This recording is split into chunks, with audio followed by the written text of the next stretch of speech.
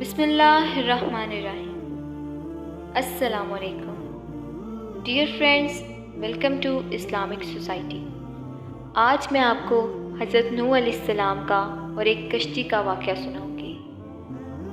हज़रत नूह अलैहिस्सलाम को अल्लाह ताला की तरफ से हदायत की गई कि वो अपने आप को, अपने अहलो अयाल को और हर किस्म के 2 जानवरों को ज़मीन को तबाह करने वाले सैलाब से बचाने के लिए एक कश्ती बनाए। हज़रत नूह अलैहिस्सलाम ने अल्लाह के हुक्म की तामील की और अल्लाह के हुक्म के मुताबिक कश्ती बनाई। हज़रत नूह अलैहिस्सलाम के जमात के लोगों ने हज़रत नूह अलैहिस्सलाम का मजाक उड़ाया और अल्लाह की तनबिया को मानने से इनकार कर दिया। इनका ख्याल था कि हज़रत नूह अलैहिस्सलाम सहरा के बीचों बीच कश्ती बनाने के लिए दीवाने हैं। लेकिन हज़रत नूह अलैहिस्सलाम ने सब्र किया और अपनी कौम को आने वाले सैलाब से ख़बरदार करते हुए तबलीग करते रहे। आखिरकार वो दिन आ पहुंचा जब अल्लाह ने कहा, ए नूह, कश्ती में सवार हो जाओ और अपने साथ अपने अहलो अयाल और हर किस्म के 2 जानवर ले जाओ, क्योंकि मैं एक सैलाब भेजने वाला हूँ जो ज़मीन की हर चीज़ को तबाह कर देगा।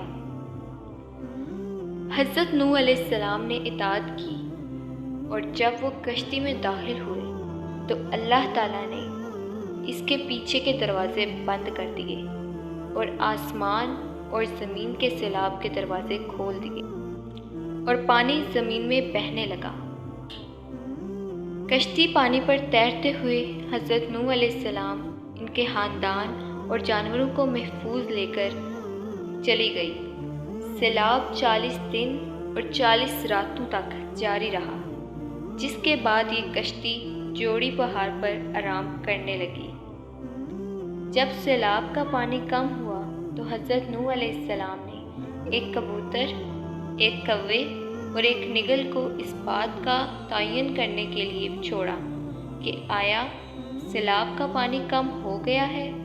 जब कबूतर वापस ना आया तो हज़रत नूह अलैहिस्सलाम को मालूम हुआ कि ज़मीन अभी भी खुश्क है। हज़रत नूह अलैहिस्सलाम और इनके साथियों ने कश्ती छोड़ दी और हज़रत नूह अलैहिस्सलाम ने उनको बचाने के लिए अल्लाह का शुक्र अदा किया, एक कुर्बान गाह बनाई और अल्लाह ताला का शुक्र अदा किया। अल्लाह ने हज़रत नूह अलैहिस्सलाम के साथ एक वादा किया कि आइंदा कभी सैलाब से ज़मीन को तबाह नहीं करेंगे और इस वादे की इलामत के तौर पर उसे क़ज़ा कायम की गई।